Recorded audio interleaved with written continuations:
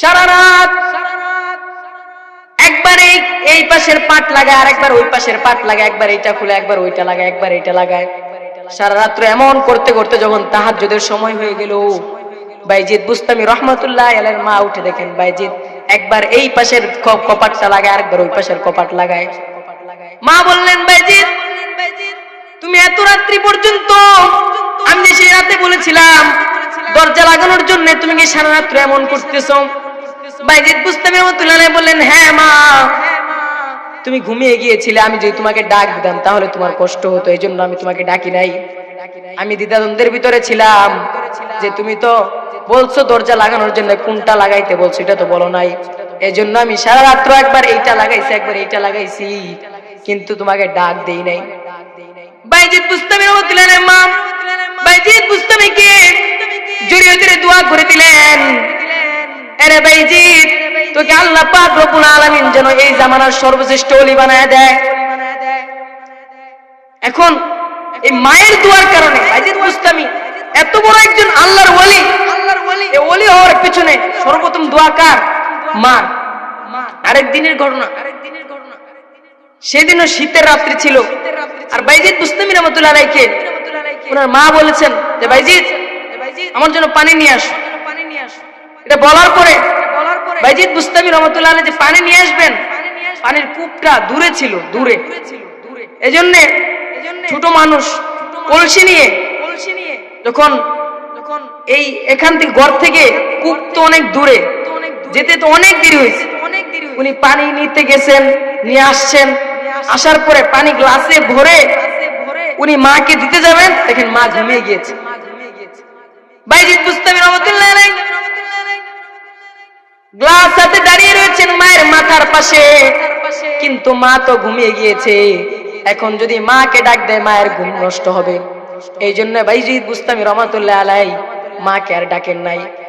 সারা রাত্র মায়ের মাথার পাশে গ্লাস হাতে নিয়ে দাঁড়িয়েছিলেন, আমার মা কখন উঠবে, আমি কখন পানি দিব, আবার যদি আমার মার ঘুম ভাঙে, আমি যদি পানি রেখে ঘুমিয়ে যাই, তখন যদি মার ঘুম ভেঙে দেখে মায়ের পানি পিপাসা পেয়েছে, মা কষ্ট পাবে। এই জন্য বাইজিদ বুস্তামি রাহমাতুল্লাহ আলাইহি সেই দিনও সারা রাত্রি মায়ের মাথার পাশে পানির গ্লাস নিয়ে দাঁড়িয়েছিলেন। সকালে যখন তাহাজ্জুদের সময় হয়েছে, বাইজিদ বুস্তামি রাহমাতুল্লাহ আলাইহি বলতেছিলাম বাইজিদ বুস্তামি রাহমাতুল্লাহ আলাইহি উনি যখন সারা রাত্র গ্লাস হাতে মায়ের পাশে দাঁড়িয়েছিলেন, মা তাহাজ্জুদের সময় উঠে দেখেন বাইজিদ বুস্তামি রাহমাতুল্লাহ আলাইহি ওনার মাথার কাছে দাঁড়িয়ে আছেন। এজন্য উনি সেদিন বাইজিদ বুস্তামিকে জড়িয়ে ধরে আবারও দোয়া করেছিলেন, বাইজিদ তোমাকে আল্লাহ পাক রব্বুল আলামিন যেন জামানার বড় ওলি বানিয়ে দেন। বাইজিদ বুস্তামি রাহমাতুল্লাহ আলাইহি এত বড় ওলি হওয়ার পিছনেও কার দোয়া? মায়ের দোয়া। মায়ের দোয়া আছে কিনা এখানে? এত বড় ওলি হওয়ার পিছনেও মায়ের দোয়া। এক নাম্বার হচ্ছে কবিরা গুনাহ, 9টা কবিরা গুনাহ আছে। এক নাম্বার হচ্ছে শিরিক করা, 2 নাম্বার হচ্ছে মানুষ হত্যা করা, মানুষকে যে হত্যা করে এটা কবিরা গুনাহ। 3 নাম্বার হচ্ছে সতী নারীর উপরে অপবাদ দেওয়া, সতী নারীর উপরে অপবাদ দেওয়া। 3 নাম্বার কি?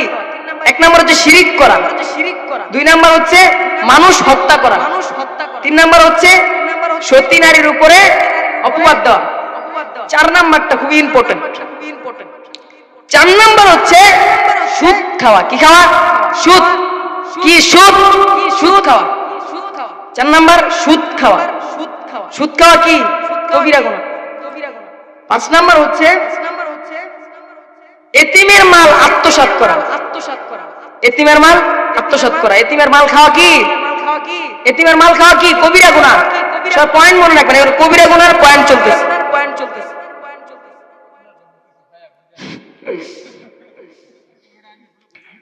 7 নাম্বার হচ্ছে 6 নাম্বার হচ্ছে জিহাদের ময়দান থেকে পলায়ন করা। ধরেন আপনি জিহাদে গিয়েছেন, সেখান থেকে পলায়ন করলে এটা হচ্ছে কবিরা গুনাহ। 7 নাম্বার হচ্ছে মসজিদে ধর্মদ্রোহী কাজ করা, এটা হচ্ছে কবিরা গুনাহ। 8 নাম্বার হচ্ছে ধর্মের সাথে উপহাস করা, 8 নাম্বার। 9 নাম্বার হচ্ছে নাফরমানির কারণে যদি কেউ নাফরমানি করে মা বাবার সাথে, এটা হচ্ছে কবিরা গুনাহ। মা বাবার অবাধ্য হওয়া এটাও কবিরা গুনাহ। আর যদি কেউ নাফরমানি করে ওর অবস্থা খুব খারাপ হবে। আর এই মা বাবার অবাধ্য হওয়া, মা বাবার সাথে নাফরমানি করা, এইটা শাস্তি আপনাকে দুনিয়াতেই ভোগ করতে হবে।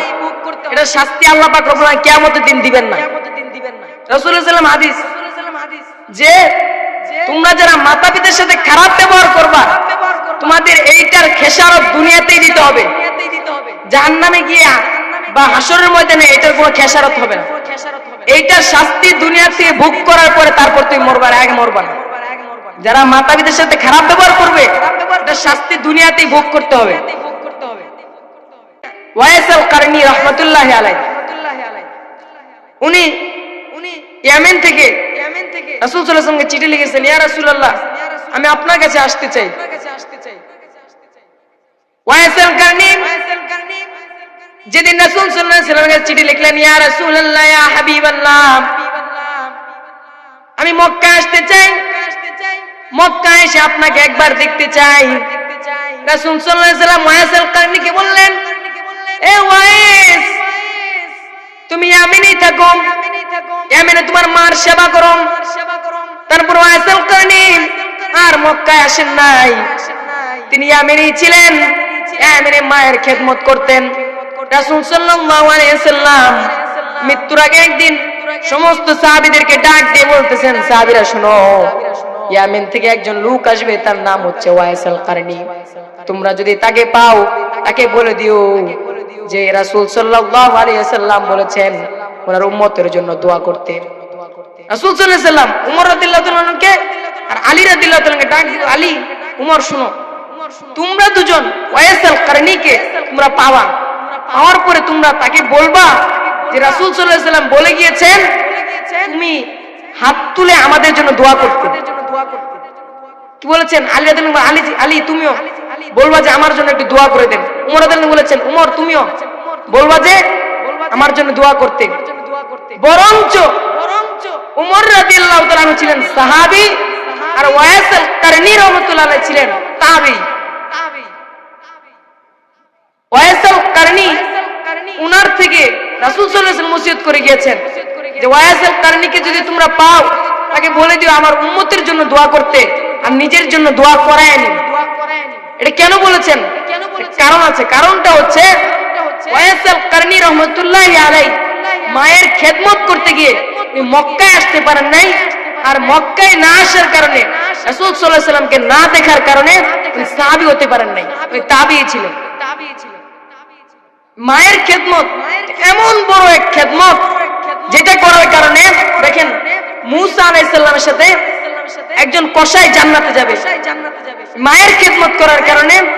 আজকের সর্বশ্রেষ্ঠ ওলি বাইজিদ বুস্তামি, ওনার পিছনে ওনার মায়ের দোয়া এবং ওয়াইস আল কারনী রাহমাতুল্লাহ আলাইহি উনি একজন তাবী হওয়া সত্ত্বেও রাসূল সাল্লাল্লাহু আলাইহি ওয়াসাল্লাম ওসিয়ত করে গিয়েছেন যে উমর, আলী তোমরা ওয়াইসকে বলো যেন সে আমার উম্মতের জন্য এবং তোমরা তোমাদের জন্য ওনার কাছ থেকে দোয়া করায় নিও, কারণ সে মায়ের খেদমত করত। আর যে ব্যক্তি মায়ের খেদমত করে তার দোয়া আল্লাহ পাক রব্বুল আলামিন কখনো বৃথা দেন না।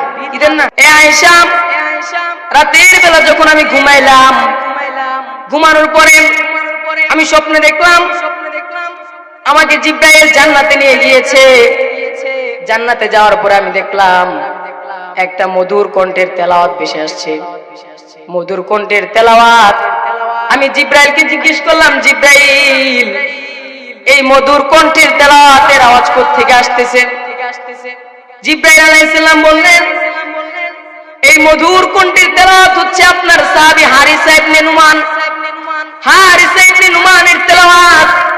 রাসূল সাল্লাল্লাহু আলাইহি ওয়াসাল্লাম জিজ্ঞেস করলেন, এ জিবরাইল হারিসা ইবনে নুমানের তেলাওয়াত কিভাবে জান্নাতের ভিতরে আসতেছে? তারপর জিবরাইল আলাইহিস সালাম বললেন, ইয়া রাসূলুল্লাহ ইয়া হাবিবাল্লাহ, এ হারিসা ইবনে নুমান দুনিয়াতে মার খেদমত করত, এজন্য আল্লাহ পাক রব্বুল আলামিন আপনি যে জান্নাতে এসেছেন, এই জান্নাতের ভিতরে হারিসা ইবনে নুমানের তেলাওয়াত শুনাইতেছে। সুবহানাল্লাহ। মায়ের খেদমত করার কারণে, মা বাবার খেদমত করার কারণে উনাকে উনার তেলাওয়াত রাসূল সাল্লাল্লাহু আলাইহি ওয়াসাল্লাম জান্নাতে শুনতেছেন। উনি কি করেছেন? উনার আমলটা কি? উনি মা বাবার খেদমত করছেন। কত গুরুত্বপূর্ণ মা বাবার খেদমতটা। আরেকবার এক সাহাবী এসে রাসূল সাল্লাল্লাহু আলাইহি ওয়াসাল্লামকে বলতেছেন, ইয়া রাসূলুল্লাহ, ইয়া হাবিবাল্লাহ, আমি আপনার পাশে থেকে জিহাদ করতে চাই, আল্লাহর সন্তুষ্টির জন্য আমি জিহাদ করতে চাই। রাসূল সাল্লাল্লাহু আলাইহি ওয়াসাল্লাম বললেন, তোমার মা বাবা বেঁচে আছে কিনা? সাহাবী বলল, ইয়া রাসূলুল্লাহ, ইয়া হাবিবাল্লাহ, আমার মাতা পিতা তো দুনিয়ার জমিনে বেঁচে আছে। রাসূল সাল্লাল্লাহু আলাইহি ওয়াসাল্লাম বললেন, ও আমার সাহাবী, তোমার জিহাদ করা লাগবে না, তুমি বাড়িতে যাও, বাড়িতে গিয়ে মা বাবার খেদমত করো। সাহাবী তখন বাম পাশে এসে বললেন, ইয়া রাসূলুল্লাহ, ইয়া হাবিবাল্লাহ, নতুন করে সওয়াল করলেন, আমি আপনার সাথে জিহাদ করতে চাই, আপনার পাশে থেকে জিহাদ করতে চাই একমাত্র আল্লাহর সন্তুষ্টির জন্য। রাসূল সাল্লাল্লাহু আলাইহি ওয়াসাল্লাম বললেন, সাহাবী, তোমার মাতা পিতা বেঁচে আছে কিনা? তারপর সে বলল, ইয়া রাসূলুল্লাহ, ইয়া হাবিবাল্লাহ, আমার মাতা পিতা দুনিয়ার জমিনে বেঁচে আছে। রাসূল সাল্লাল্লাহু আলাইহি ওয়াসাল্লাম আবার বাম দিকে তাকিয়ে বললেন, যাও গিয়ে মাতা পিতার খেদমত করো। সে তখন এদিক থেকে ঘুরে এসে পিছন দিয়ে ঘুরে ডান দিকে এসে বলতেছে, ইয়া রাসূলুল্লাহ, ইয়া হাবিবাল্লাহ, আমি আপনার সাথে যুদ্ধ করতে চাই। রাসূল সাল্লাল্লাহু আলাইহি ওয়াসাল্লাম আবার জিজ্ঞেস করলেন, সাহাবী, তোমার মাতা পিতা দুনিয়ার জমিনে বেঁচে আছে কিনা? তারপর বলতেছেন, ইয়া রাসূলুল্লাহ, আমার মাতা পিতা তো আছেন। রাসূল সাল্লাল্লাহু আলাইহি ওয়াসাল্লাম আবার ওই দিক ঘুরে বললেন, যাও যাও গিয়ে মাতা পিতার খেদমত করো, তোমার জিহাদে যাওয়া লাগবে না। রাসূল সাল্লাল্লাহু আলাইহি ওয়াসাল্লামের কাছে তিনবার এই প্রশ্ন করার পরেও রাসূল সাল্লাল্লাহু আলাইহি ওয়াসাল্লাম তাকে জিহাদ থেকে বিরত রেখে মাতা পিতার খেদমত করতে বললেন। মাতা পিতার খেদমত কত বড় একটা জিনিস। রাসূল সাল্লাল্লাহু আলাইহি ওয়াসাল্লাম তাকে জিহাদে যেতে মানা করতেন, তোমার জিহাদ করা লাগবে, তুমি মাতা পিতার খেদমত করো, এটা সবচেয়ে বড় জিহাদ, মাতা পিতার খেদমত করা। তারপর এক সাহাবীর নাম কাইসালা বিন মাইয়াস। সাহাবীর নাম কি? কাইসালা বিন মাইয়াস। সে আব্দুল্লাহ ইবনে উমর রাদিয়াল্লাহু তাআলা আনহুকে, কাইসালা ইবনে মাইয়াস যে সাহাবী, উনি বেশিরভাগ সময় যুদ্ধে থাকতেন। উনি এসে আব্দুল্লাহ ইবনে উমর রাদিয়াল্লাহু তাআলা ছেলেকে জিজ্ঞেস করতেছেন, হে আব্দুল্লাহ ইবনে উমর, আমি তো যুদ্ধে থাকি, আমার কাছে কিছু কিছু গুনাহ, কবিরা গুনাহ মনে হচ্ছে। তারপর বলতেছেন, আব্দুল্লাহ ইবনে উমর রাদিয়াল্লাহু তাআলা জিজ্ঞেস করলেন, হ্যাঁ বলো তো কি কি? সে বলতেছে, কাজা ওয়া কাজা, এইটা। তারপর আব্দুল্লাহ ইবনে উমর রাদিয়াল্লাহু তাআলা বললেন যে না, এগুলো তো কবিরা গুনাহ। তারপর আব্দুল্লাহ ইবনে উমর রাদিয়াল্লাহু তাআলা আনহু কাইসালা ইবনে মাইয়াসকে বলতেছেন যে শুনো, কবিরা গুনাহ হচ্ছে 9টা। কয়টা? 9টা। এক নাম্বার হচ্ছে আল্লাহ তাআলার সাথে কাউকে শিরিক করা। আল্লাহ তাআলার সাথে শিরিক করা, এটা কি? কবিরা গুনাহ। জাবাল ইবনে মুআজ রাদিয়াল্লাহু তাআলা আনহু, তিনি যখন শাম দেশ থেকে আসতেছিলেন, শাম দেশ থেকে এসে রাসূল সাল্লাল্লাহু আলাইহি ওয়াসাল্লামের সামনে আসার পর রাসূল সাল্লাল্লাহু আলাইহি ওয়াসাল্লামকে সিজদা দিলেন। কি করছেন? রাসূল সাল্লাল্লাহু আলাইহি ওয়াসাল্লামকে সিজদা দিবেন। রাসূল সাল্লাল্লাহু আলাইহি ওয়াসাল্লাম ডাক দিয়ে বলতেছেন, এ জাবাল ইবনে মুআজ, তুমি এটা কি করতেছো? তুমি আমায় কেন সিজদা দিলা? জাবাল ইবনে মুআজ ডাক দিয়ে বলতেছেন, ইয়া রাসূলুল্লাহ, ইয়া হাবিবাল্লাহ, আমি যখন শাম দেশে ছিলাম, শাম দেশে দেখলাম ধর্মীয় যত নেতা আছে, ধর্মীয় বড় বড় নেতাদেরকে সবাই সিজদা করে। এজন্য আমি সেদিন নিয়ত করেছি, যখন আমি মক্কায় আসব, মক্কায় আসার সাথে সাথে সর্বপ্রথম আমি আপনাকে সিজদা দিব। রাসূল সাল্লাল্লাহু আলাইহি ওয়াসাল্লাম বললেন, তুমি যে আমাকে সিজদা দিলাম, এটা তুমি আল্লাহর সাথে শিরিক করেছো, আর কখনো কাউকে সিজদা দিবা না। তারপর জাবাল ইবনে মুআজ রাদিয়াল্লাহু তাআলা আনহু বলতেছেন, ইয়া রাসূলুল্লাহ, ইয়া হাবিবাল্লাহ, আমি তো শাম দেশ থেকে দেখেছি ধর্মীয় বড় বড় নেতাদেরকে সিজদা দেওয়া হয়। রাসূলুল্লাহ সাল্লাল্লাহু আলাইহি ওয়াসাল্লাম কি বলেছেন তাকে? জাবাল ইবনে মুআয রাদিয়াল্লাহু আনহুকে মানা করে দিয়েছেন, সিজদা করবা না। এখন বর্তমানে দেখবেন, বর্তমান সিচুয়েশন যে মাজার পূজারী আছে না, কিছু মাজার পূজারী মাজারে গিয়ে মাজারের যে কবরকে সিজদা করে, আছে না? এই কবরকে সিজদা করা কি নাই? জায়েজ নেই। রাসূল সাল্লাল্লাহু আলাইহি ওয়াসাল্লাম ছিলেন সমস্ত মাখলুকাতের মধ্যে সর্বশ্রেষ্ঠ মাখলুক। সর্বশ্রেষ্ঠ মাখলুক হওয়া সত্ত্বেও যদি সিজদা দেওয়া জায়েজ হতো, তাহলে রাসূল সাল্লাল্লাহু আলাইহি ওয়াসাল্লামকে সেদিন যে জাবাল ইবনে মুআয রাদিয়াল্লাহু আনহু সিজদা দিয়েছিলেন, সেদিন রাসূল তাকে মানা করতেন না। কারণ যদি সিজদা দেওয়া জায়েজ হতো, তাহলে রাসূল সাল্লাল্লাহু আলাইহি ওয়াসাল্লাম সমস্ত মাখলুকের শ্রেষ্ঠ মাখলুক, রাসূল সাল্লাল্লাহু আলাইহি ওয়াসাল্লাম সিজদা দেওয়া জায়েজ হতো না? কিন্তু রাসূল সাল্লাল্লাহু আলাইহি ওয়াসাল্লাম সেদিন নিষেধ করেছিলেন। এজন্য এখান থেকে বোঝা যায় যে যত মাজার আছে, কোন কবরে কোন মাজার পূজারীর কোন বাবাকে সিজদা দেওয়া জায়েজ নেই। ঠিক আছে? মুসা আলাইহিস সালামের জামানার এক কাহিনী। মুসা আলাইহিস সালাম একদিন আল্লাহর কাছে জিজ্ঞেস করতেছিলেন, আল্লাহ, কাল কিয়ামতের মাঠে আমি যে জান্নাতে যাব, জান্নাতে আমার সাথে থাকবে কে? সে আল্লাহ পাক রব্বুল আলামিনকে জিজ্ঞেস করতেছেন, মুসা আলাইহিস সালাম, জান্নাতে আমার সাথে থাকবে কে? তারপর আল্লাহ পাক রব্বুল আলামিন বলতেছেন, মুসা, তোমার সাথে জান্নাতে থাকবে একজন কসাই। কে? একজন কসাই তোমার সাথে জান্নাতে থাকবে। মুসা আলাইহিস সালাম চমকে উঠে থমকে দাঁড়ালেন। আমি এত বড় নবী, আমি এত বড় একজন নবী, আমার সাথে নাকি একজন কসাই জান্নাতে থাকবে? খুবই আশ্চর্যের বিষয়। আমি আজকে সেই কসাইকে খুঁজে বের করব, যেই কসাই আমার সাথে জান্নাতে থাকবে। মুসা আলাইহিস সালাম কসাইয়ের কাছে চলে গেলেন। কসাইয়ের কাছে যাওয়ার পরে কসাইকে দেখলেন যে গোশত কাটতেছেন।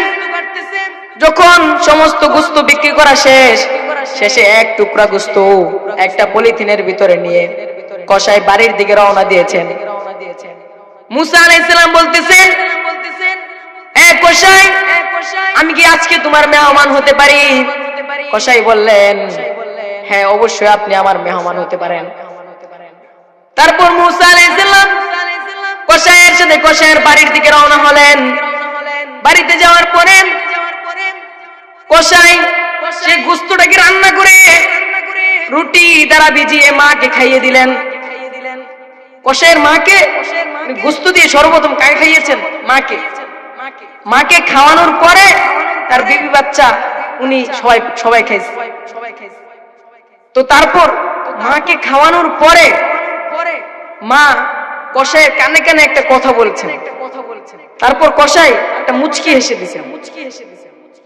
মুসা আলাইহিস সালাম জিজ্ঞেস করলেন, এ কসাই, তুমি বাজার থেকে গোশত নিয়ে আসলাম, নিয়ে আসার পরে সর্বপ্রথম মাকে খাওয়াইলাম, খাওয়ানোর পরে মা তোমার কানে কানে কি বললো? তুমি মুচকি হেসে দিলাম।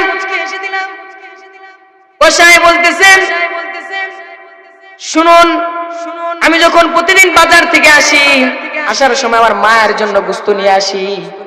সর্বপ্রথম আমার মাকে খাওয়াই, তারপর আমি খাই। তারপর মা আমার কানে কানে বলে দেয়, আল্লাহ পাক যেন তোকে মুসা আলাইহিস সালামের সাথে তোকে জান্নাতে রাখে। মুসা আলাইহিস সালাম অবাক হয়ে গেলেন যে মা এই দোয়া করেন। সন্তান যখন মাকে খাওয়ায়, খাওয়ানোর পরে মা সন্তানের কানে কানে বলে যে, সন্তান, আমি তো তোর উপরে খুশি, আল্লাহ পাক রব্বুল আলামিন যেন তোকে মুসা আলাইহিস সালামের সাথে জান্নাতে রাখে। একজন কসাই মাকে সম্মান করার কারণে ওনার জান্নাত কার সাথে? একজন নবীর সাথে। চিন্তা করা যায়। শুধু উনি কি করেছেন? মাকে সম্মান